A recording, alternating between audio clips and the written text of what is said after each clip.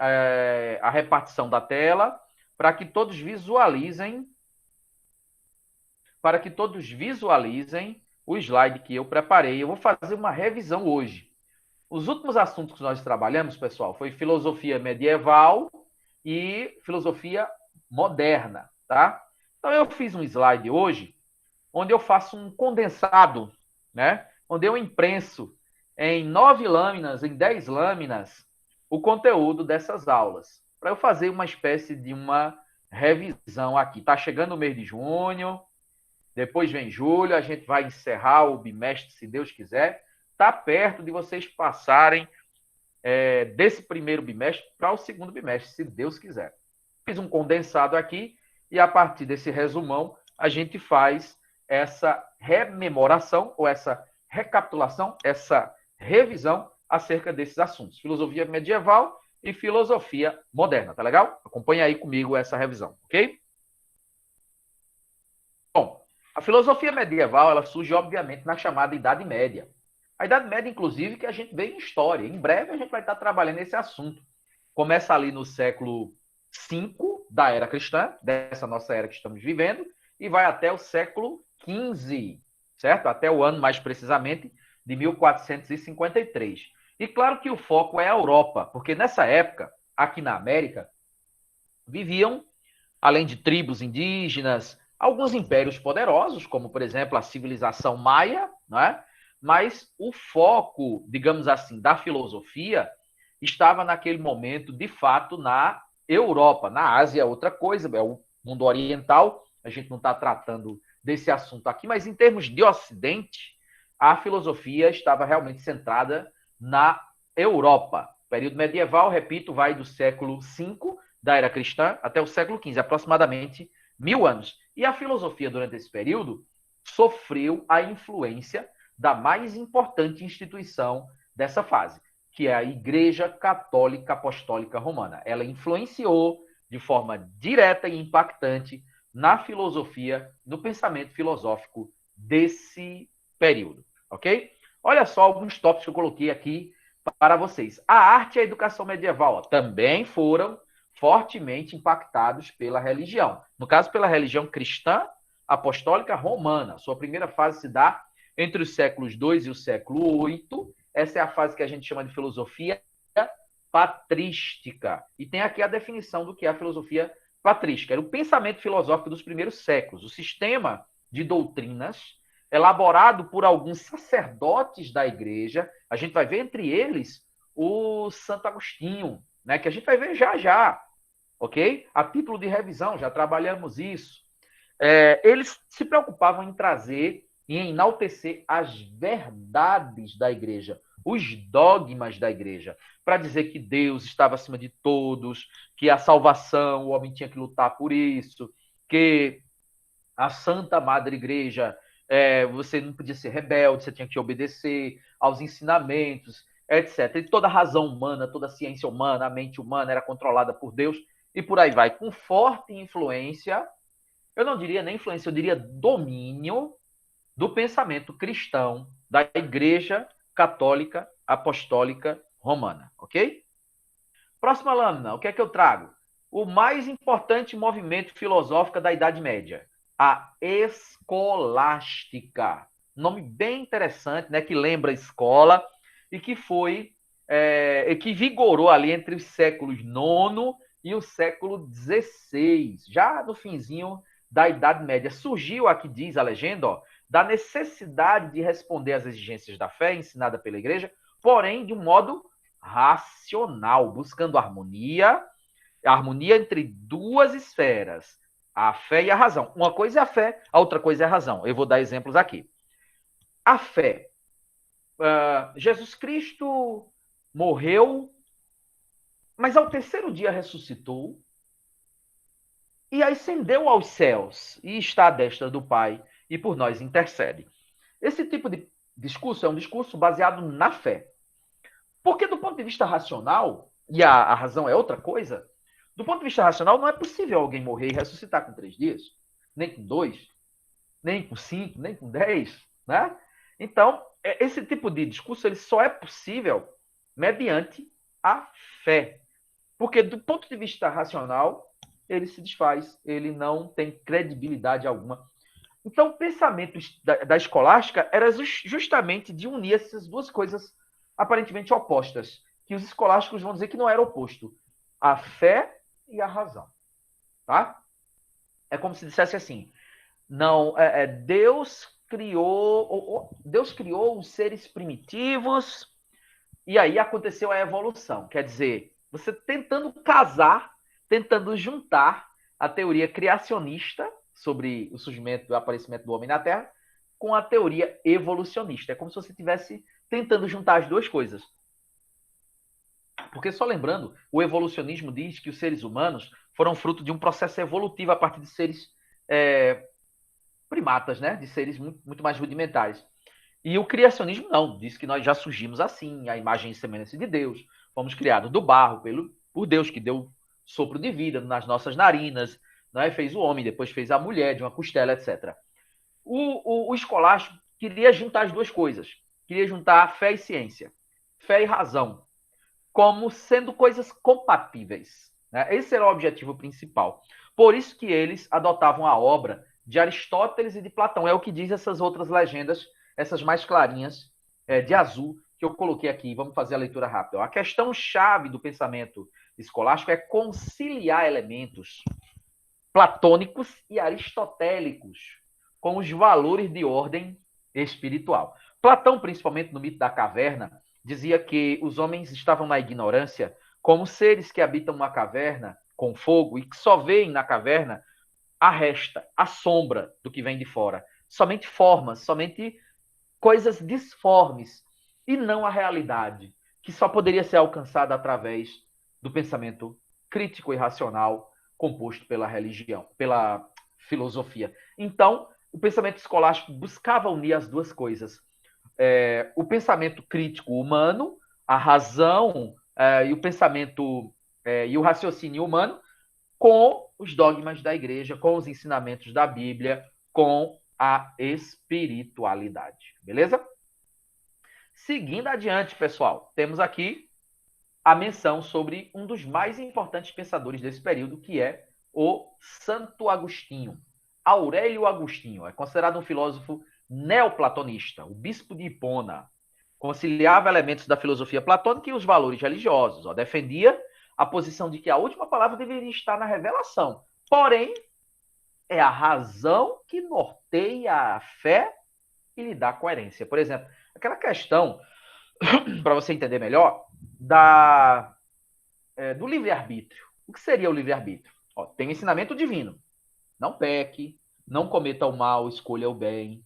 É o que Deus ensina. Porém, o homem, ele é dotado de razão, de pensamento, de raciocínio e de livre escolha. Ele pode escolher o mal. Ele pode muito bem optar, né, pelo caminho errado, o que dava ao homem a coerência, segundo Agostinho, de escolher o bem, de praticar o bem, de amar o próximo, de fazer coisas boas, de ser correto, etc. E tal. O que dava ao homem essa consciência e essa condição era a centelha divina que habita em nós, os ensinamentos da igreja. Então seria perfeitamente compatível conciliar a fé com a razão, segundo esses pensadores. Ok? Vamos passar aqui para um outro pensador importante, que é o Tomás de Aquino. Santo Tomás de Aquino nasceu na Itália, em 1225. Seus estudos eram fundamentados pela filosofia de Aristóteles. Ele parte de Aristóteles para organizar os ramos do conhecimento no sistema completo. Tomás de Aquino introduz elementos de Aristóteles no pensamento da igreja, sobretudo na escolástica, sempre com aquela ideia, pessoal, de conciliar fé e razão. Você sabe, se você pegar um copo de água como esse, tem bem pouquinha água aqui, mas tem água, e você colocar um pouquinho de óleo, não vai misturar, você pode balançar, você pode pegar uma colher e mexer, mas quando parar que assentar, o óleo vai ficar por cima e a água vai ficar por baixo, devido a uma questão de densidade. O que é que ocorre? Não se misturam. Então, fé e razão é meio que a mesma coisa, né? É muito difícil, se não for impossível, é pelo menos, na pior das hipóteses, muito complexo você conciliar fé e razão. Por exemplo, quando você diz que houve um milagre numa cura de uma doença com alguém, através de uma oração, ou através de uma unção, ou qualquer outro tipo de intervenção religiosa, o médico, a ciência, poderá dizer que não foi nada divino, foi o remédio. Ou se não tomou remédio, foi as próprias defesas do organismo, não é? O próprio sistema imunológico do organismo que reagiu, que combateu aquela infecção, que combateu aquela doença. Então, vai dar explicações técnicas, supostamente científicas, críveis, não é? Baseados em argumentos, enquanto que a fé não precisa disso, não precisa de prova, não precisa de explicações técnicas, não precisa de elementos baseados em princípios científicos. A fé não precisa de nada disso. Você, para acreditar na salvação, ou em Jesus Cristo, ou em um milagre, você não precisa de prova, você não precisa ver, você não precisa tocar, cheirar, você não precisa presenciar, não é? Só de ouvir falar, só de alguém ensinar, só de alguém dizer, só de alguém mencionar, você, munido da fé, você já acredita, já se torna convicto, né, de que aquilo aconteceu. O mesmo não pode ser dito com relação à ciência, à razão, que carece de provas, contraprovas, amostras, explicações técnicas, princípios elucidativos e assim por diante. Meio que água e óleo. Os escolásticos tentavam conciliar e diziam que não, diziam que era perfeitamente compatível a fé com a razão. E aqui nós entramos agora na parte da filosofia moderna, não é? Vou acabar já já, daqui a mais ou menos 5 minutinhos, 6 minutinhos a gente encerra.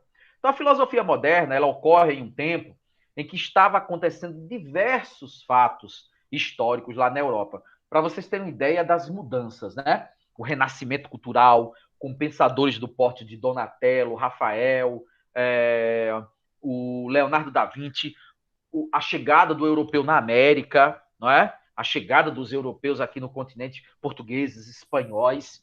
Que mais nós temos? A reforma religiosa, Martinho Lutero, o surgimento de igrejas cristãs não católicas, o renascimento científico, com Copérnico, Galileu Galilei, Giordano Bruno, Isaac Newton. São muitas transformações entre o final do século XVI e boa parte do século XVII que vão moldar essa era que a gente chama de era moderna e que, evidentemente, vai impactar também na filosofia. E eu trouxe aqui algumas características importantes dessa fase no que diz respeito à nossa matéria e o assunto que nós estamos estudando agora. Olha só, o desenvolvimento da mentalidade racionalista, cujos princípios opunham-se, agora a filosofia vai se opor. Se antes, na Idade Média, casava com o pensamento da igreja, agora com racionalismo moderno, agora com Descartes, principalmente René Descartes,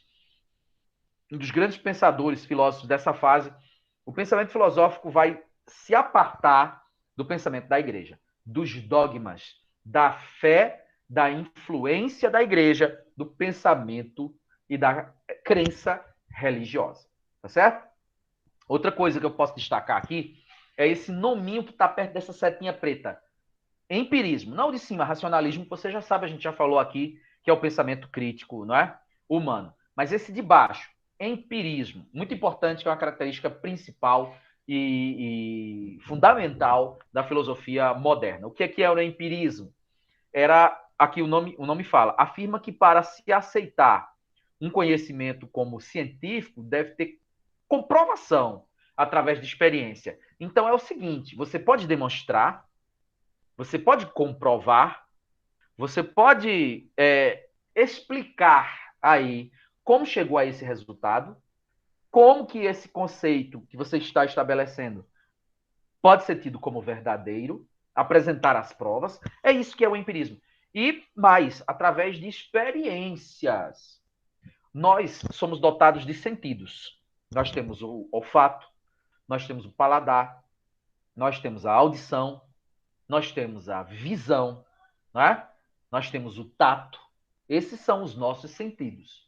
E o empirismo apregou exatamente isso, que você obtenha o conhecimento através do uso desses sentidos. Então é necessário ver. É necessário. Então, não é o outro que está dizendo, ensinando, não é porque está escrito na Bíblia, porque tá o dogma católico assim apregoa. Isso não é suficiente. É preciso cheirar, tocar, sentir, apalpar, ver, ouvir. Ou seja, é preciso prova. Basicamente é o que a filosofia moderna vai apregoar. É por isso que ela vai se distanciar um pouco não, um bocado, né, da igreja. E isso só foi possível pelo momento histórico, daquele instante, onde o catolicismo, o cristianismo foi dividido, né? Não tinha só a igreja católica mais.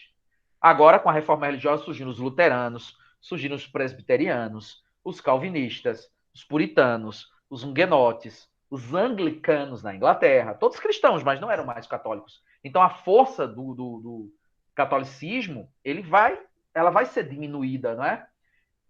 E o avanço da ciência, o surgimento de lunetas, de telescópio capazes de fazerem observações astronômicas mais precisas, de até microscópios, não com a resolução, com a definição e com a capacidade dos de hoje, obviamente, né? Mas já também capazes de se observar células e outros elementos assim que a olho nu não são possíveis mais, não são possíveis de serem detectados, além de outros avanços na ciência que possibilitou descobertas que foram essenciais para também colocar em dúvida, em xeque, colocar em questionamento algumas coisas que eram ensinadas pela igreja até aquele momento e tidas como verdades inquestionáveis e absolutas. Né? É uma época de muita mudança. E eu falava exatamente sobre esse cara, René Descartes, autor do método cartesiano, tá? Baseado na razão. Dividir um problema grande em partes menores. E através dessa divisão em partes, você poderia entender melhor, segundo Descartes, a problemática como um todo. Por exemplo, houve uma época aqui em Serra Talhada que só tinha clínico geral. Todo médico era clínico geral. Né? Hoje em dia, você encontra poucos clínicos gerais. E você encontra médicos que são especialistas em determinada área do corpo. Ou seja, a medicina, o corpo humano foi dividido em partes, para melhor compreender. Tem aqueles que só estudam a visão, tem aqueles que se dedicam em curar somente os problemas do cérebro, tem aqueles que se dedicam somente ao aparelho urinário, ao aparelho reprodutor, aqueles que se dedicam só aos ossos, os ortopedistas, né? Aqueles que é só do coração, e assim por diante. Dividir um problema grande, que é o corpo humano, em partes, em pedaços, né? Para melhor cuidar, para melhor facilitar o entendimento, né? E a solução de problemas. Isso é baseado no método cartesiano, para você entender uma aplicação prática, né? E compreender em que se baseava o método cartesiano. E ele dizia, olha a frase que está aqui embaixo, cogito ergo sum, eu penso, logo existe, então. Eu penso, logo existo, quer dizer, eu só penso, melhor dizendo, eu só existo porque penso. Eu só sou alguém que existe, que está no mundo, enquanto ser pensante. Penso, vírgula, logo existo. Se eu existo porque sou um ser pensante. Antes de mais nada. Raciocínio, pensamento crítico, razão, ciência. Tanto que ele dizia, está acima dessa frase. A única certeza que tenho é a dúvida. Duvide de tudo. Porque a dúvida, segundo Descartes, vai te levar a investigar. Se você acredita de cara, acabou o discurso.